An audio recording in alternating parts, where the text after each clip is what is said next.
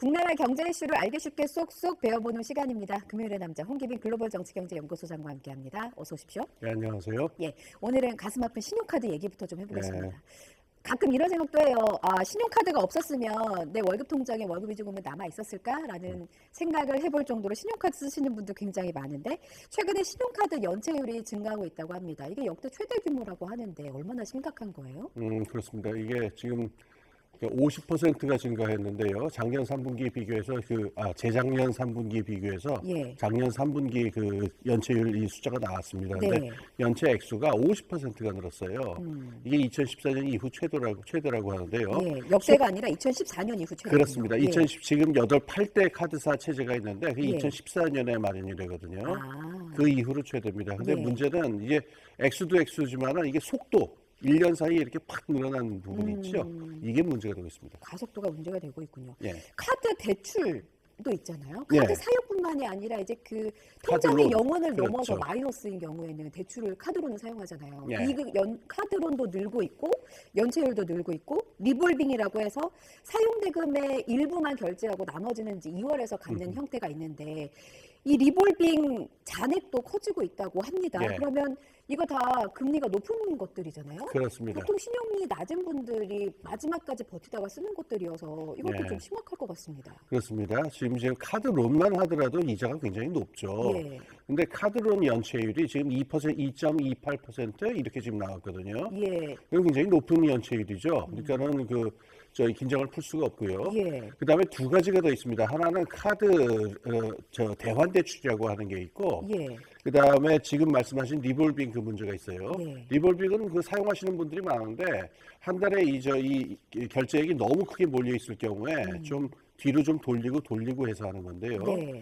요거는 리볼빙을 하는 과정에서 금리가 올라갑니다. 그러니까 이것도 이렇게 유리하기만 한 상황은 아닌데 예. 이것도 지금 연체액수가 크게 늘어나고 있습니다.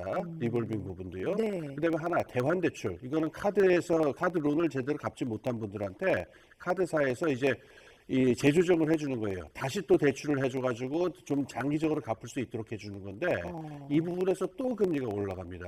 근데 여기서도 지금 숫자가 늘고 있어요. 다시 네. 말해서 금리가 훨씬 높고 위험한 부분으로 지금 넘어가는 비율이 높아지고 있기 때문에 이것도 또 하나의 적신호의 징후입니다. 그렇군요. 카드론 연체율 좀 전에 그래픽에서 2023년 8월에 2.26%였으니까 26%? 예. 예. 지금은 이제 더 그동안도 가속도 올라가는 속도를 생각하면 더 높아질 것으로 예상이 되고 그런 연체율 증가액이 심각한 상황이라고 말씀을 하셨는데 특히나 20대 상황이 네.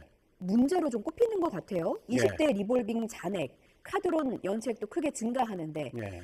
빚이 너무 많으니까 이거 채무조정 신청한 20대도 또 많이 늘었다고 합니다. 그렇습니다. 네. 지금 그 청년 부채에서 특히 최근에 아주 눈여겨볼 만하게 나타난 현상이 그전에는 이 생활자금으로 빌리는 경우가 많은데 이번에는 이제 이른바 영끌이라든가 또는 주식 투자도 이렇게 연결이 돼요. 그러니까 여기서 그 두 가지 문제가 있는데 하나는 청년층이 굉장히 위험도가 높은 이게 카드론 대출을 받아서 주식 투자를 한다는 것은 굉장히 위험한 종류의 투자에 해당하거든요. 그러니까 이 위험한 종류의 투자 행태를 계속 벌이고 있다라고 하는 것 이게 지금 자산 시장의 어떤 혼란하고 연결되면 장기적인 문제가 될 수가 있죠. 두 번째로는 이 청년 시절에 지금 말하는 카드 대출들은 우리 쭉 얘기했듯이 금리가 굉장히 높거든요. 일반 은행 금리라든가 다른 금리보다도 훨씬 높기 때문에 이게 청년층 입장에서는 굉장한 부담이 됩니다. 그래서 이 청년층이 한 4년, 5년을 갖다가 카드 빚을 갚는데 이렇게 보내다 보면요. 다른 일을 할 수가 없어서 어떤 학습이라든가 그다음에 노동 숙련이라든가 이런 부분들이 등한시돼서 나라 전체로 보자면 장기적으로 이 노동 숙련도에 저하를 가져오게 됩니다. 이게 두 번째 문제예요. 이런 문제들을 우리가 안고 있습니다. 단순히 20대만의 문제라고는 볼 수 없겠네요. 우리 전체의 문제라고 봐야 됩니다. 사회 문제로 비화될 수 있는 아주 큰 폭탄 같은 위험성을 안고 있는 상황이다라는 말씀을 해주셨고요. 이렇게 위험하다 보니까 일각에서는 이제 2003년에 있었던 카드 대란 사태가 재현되는 거 아니냐라는 우려를 하는 분들도 있으세요. 일단 2003년에 카드 대란이라는 게 구체적으로 어떤 그거 거죠? 겪으신 분들이 있을 테니까 짧게 말씀드리면요. 그 당시 이제 김대중 정권 말기였는데요. 이 경기 진작을 해야 되겠다, 경기를 살려야 되겠다 그래갖고 당시 카드론 한도액이 50만 원이었는데 이걸 풀어줬어요. 그리고 카드를 정말 많이 발행을 했습니다. 그 결과 어떻게 되냐면은 신용불량자가 무려 250만 명이 나오고요. 그다음에 이게 이제 상환이 안 되니까 연체가 계속되니까 카드사들이 망하기 시작했어요. 그 당시 왜 1000만 명 카드라고 해서 유명한 카드가 카드사 있었어요. LG 카드라고. 예. 망했죠. 그래서 결국은 다른 데 인수되는 일도 벌어졌고. LG 카드가 업계 1위, 당시에 카드 업계 1위 아니었습니까? 그렇습니다. 예. 그 1000만 명이 사용하는 카드에서 그래서 기억이 생생한데요. 예. 다른 회사에 인수될 정도로 예. 그때 당시에 카드 대란 사태가 우려될 정도로 증상이 좀 심각하다라는 지적이 나오고 있는 거군요. 예, 지적이 나오고 있는데 저는 뭐 견해가 좀 다릅니다. 예. 지금 연체 잔액만 보게 되면은 그다음에 카드론 포함해서 예. 그때 2003년보다 그 절대 액수로만 보면은 상황이 더 안 좋은 건 맞아요. 그런데 지금 우리나라 전체 경제 사이즈 자체가 바뀐 면도 있고요. 하나가 더 있습니다. 예. 우리나라 그 8대 카드사의 대부분은요.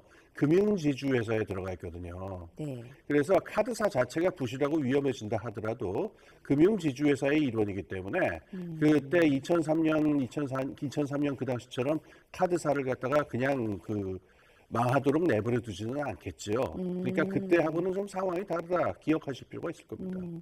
2003년만큼은 아니지만 그래도 위험한 상황이기는 하다라고 저는 좀 메시지를 얻었거든요. 왜냐하면 지금 부동산 PF 우려가 얼마나 심각합니까? 근데 카드사도 여기서 좀 자유롭지는 않은 상황이거든요. 금융지주사가 있다고 하더라도 이게 이제 그 도미노처럼 한 곳에서 문제가 터지면 연쇄적으로 영향을 받지 않을까 하는 우려도 있긴 해서요. 그건 굉장히 중요한 부분입니다. 네. 그러니까 카드사의 지금 실적 영업 수익률을 갖다가 악화시키는 중요한 한 요인이 지금 연체율이 올라가는 것도 있죠. 계속 대손 충당금 쌓아야 되니까.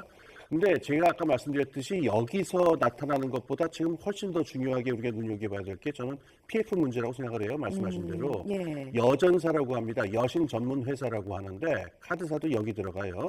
요 여전사, 이 카드 회사 같은 데서의 그 부동산 PF의 특성은 뭐냐면은 좀 더 위험도가 높은 브릿지론에 많이 몰려 있거든요. 근데 그래서 지금처럼 부동산 PF가 지금 문제를 계속 보이고 있으면은 카드사는 그 수익률에 있어서 양쪽 다 문제를 안을 수 있기 때문에 지금 요 부분보다 이 PF를 좀 주목해서 볼 필요가 있습니다. 그래서 여기에서 우리가 어떤 교훈을 얻는다면은 사실은 카드사에 대한 걱정 부분보다도요. 사람들이 연체하고 싶은 사람이 누가 있습니까? 그러게요. 그러니까 연체율이 올라가고 카드론이 늘어나고 리볼빙이 늘어난다는 얘기는요. 지금 물가 상승에 금리 상승에 등등해서 사람들의 지출 여력이 지금 급속하게 줄어들고 있다라고 하는 신호로 봐야 되거든요. 그러니까 이거는 다른 어떤 거시적인 경제 지표에서 나오기 힘든 사람들의 상황을 읽어내는 지표다. 요 점에 좀 더 주목하는 게 중요하다고 생각합니다. 사실 저만 해도 이제 그 소비를 생각하면 가장 먼저 내 지갑에서 신용카드 한도가 얼마 남았지 뭐 이런 걸 좀 생각하게 되니까 그러면 일단 예의주시해서 지켜볼 필요가 있는 상황이다. 사람들의 지출 여력을 주목해서 볼 필요가 있습니다. 지출 여력을 주목해서. 그럼 대책을 세울 때도 이 부분 참고하면 되겠네요. 그렇죠. 알겠습니다. 일단 정부의 집중적인 모니터 대책이 좀 필요해 보이고요. 다음 주제로 넘어가서 CES 얘기를 좀 해볼게요. 저는 미국 라스베이거스를 한 번도 가본 적은 없고 이렇게 좀 뉴스를 통해서만 여행을 해보고 있습니다. CES 2024가 열리고 있는데 일단 CES라는 게 뭐 가전 전시회 이렇게 보면 됩니까? 이제 가전제품 전시회인데요. 요거를 주최하는 곳이 이제 CAT라고 하는 곳이에요. CTA, Consumer Technology Association이라는 뜻인데 이 소비자 기술 협회, 미국 소비자 기술 협회입니다. 1967년부터 이 가전 제품 CES를 쭉 이게 개최를 해왔는데 그래서 지금은 전 세계적으로 가장 풍성하고 말하자면은 모든 사람들의 주목을 받는 중요한 행사가 돼 있습니다. 그렇군요. 어느 분야가 제일 주목을 받나 이렇게 보면 키워드로 꼽히는 단어가 이제 AI 그리고 로봇이더라고요. 여기 익숙한 얼굴들도 많았습니다. 그 연예인 지드래곤 씨도 있었고 그리고 뭐 최태원 SK 회장이라든지 박정원 두산 회장 뭐 너나 할 것 없이 AI가 중요하다 강조를 하고 있습니다. 이거 미래 산업이 뭐가 중요한지 먹거리가 뭔지를 좀 엿볼 수 있었던 것 같아요. 이번에 주목해서 봐야 될 건요. 우리가 그동안 작년에 있었던 AI 이야기들은 주로 챗GPT라 그래서 소프트웨어라든가 이 부분에 많이 집중이 돼 있었는데 지금 말씀하신 대로 AI만 중요한 게 아니라 로봇의 대두도 굉장히 중요하거든요. 그리고 이 둘이 어떻게 융합되느냐는 부분인데 AI와 로봇의 결합이라고 하는 게 제조업 부분에 멈추는 게 아니고 이 가전제품이라고 그러면은 우리 내구 소비재, 그러니까 우리 생활에 굉장히 밀접화되어 있는 거의 서비스업, 개인 서비스업에 가까운 것들이거든요. 그러니까 여기 부분에까지 이 AI가 이제는 하드웨어하고 결합이 돼가지고 우리들의 물질 생활하고 직결돼 있다. 그게 어느 만큼 우리에게 가까이 와 있는가 이걸 읽어볼 수 있는 계기로 읽으셨으면 좋겠습니다. 예, 그 중에서 저도 눈여겨본 로봇이 그 음식 만드는 로봇이었는데 저도 한 요리 하거든요. 근데 뭔가 저의 자리를 좀 위협한다 싶을 정도로 아주 훌륭해 보였습니다. 소장님께서는 어떤 로봇 혹시? 저는 요리를 잘 못하기 때문에 굉장히 기쁜 소식으로 들리는데 저는 제 자리가 위협받는 느낌이긴 했습니다. 말씀하신 것처럼 AI와 로봇, 그 하드웨어와 소프트웨어가 결합이 돼서 새로운 미래 동력으로 자리 잡게 될 텐데 여기에 그동안 이제 우려도 많이 나왔어요. 많은 돈이 들어갔고 많은 인력이 집중하고 있고 경쟁에 과도해지고 부작용도 속출하고 있고 좀 명암이 뚜렷한 것 같아요. 이 부분을 좀 짚어주신다면. 명암 많은 지적들이 있었습니다만 한마디만 기억하시면 될 것 같아요. 문제는 AI라고 하는 기술에 대해서 사회가 얼마만큼 준비가 되어 있느냐라는 건데 세 가지 부분이 있어요. 첫 번째는 AI가 남용되지 않도록 이름은 영어로 하면 가버넌스인데 AI 통치 체제를 갖다가 구성하는 부분이 있어요. 어떤 도덕적인 문제라든가 사생활 문제, 인권의 문제 같은 것들하고 결합될 수 있도록 AI 통치 체제를 마련을 해야 되는데 이게 지금 계속 지연되고 있습니다. 두 번째로는 AI를 통해 가지고 지금 아까 우리가 그 일자리를 잃는다 마는다 이런 얘기도 나왔는데 노동시장이나 산업에 가져올 충격을 어떻게 대응하는 문제가 있죠. 세 번째가 많이 간과가 되고 있는데 AI는 몇 명의 똑똑한 기술자들만 있는다고 해서 사회 전체가 나갈 수 있는 게 아니고요. 이건 범용 기술입니다. 범용 기술이란 거는 모든 사람들이 활용하는 기술이기 때문에 이건 국민들 전체가 AI에 대해서 상당한 문해력을 가지고 있고 그걸 또 적극적으로 활용할 수 있도록 포괄적인 교육이 이루어져야 돼요. 그런데 지금 특정 분야에만 투자가 집중이 되고 특정 전문가를 양성한다는 얘기만 되고 있는데 모든 사람들에게 AI가 사용되는 사회에 적응할 수 있도록 이래서 격차가 발생하지 않도록 사회성원 전체를 준비시키는 부분이 있습니다. 특히 이 세 번째 부분이 제일 간과가 되고 있는 것 같아서 이걸 좀 강조해서 말씀드립니다. 끝으로 그러면 대비가 정말 중요할 것 같아요. 근데 지금까지 어떤 새로운 기술이 나왔을 때 우리 사회가 받아들이는 모습을 보면 워낙 장벽도 없고 얼리어답터도 많아서 우리가 준비하기도 전에 막 기술들이 쓰나미처럼 밀려오잖아요.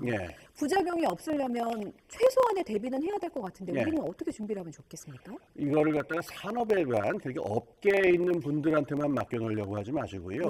AI라고 하는 문제, 그다음에 산업전환이라고 하는 문제는 이 사회 포괄적인 토론의 문제다라고 하는 걸 볼 필요가 있어요. 이를테면은 1930년대에 스웨덴 같은 경우에 산업전환을 한 경우가 모범적인 경우인데 산업전환, 그러니까는 대규모 공장 체제로 넘어가는데 수반되는 5만 가지 도사 문제나 사회 문제를 포괄하게 얘기하기 위해서 정치적인, 사회적인 큰 변화들을 같이 수반해서 넘어왔어요.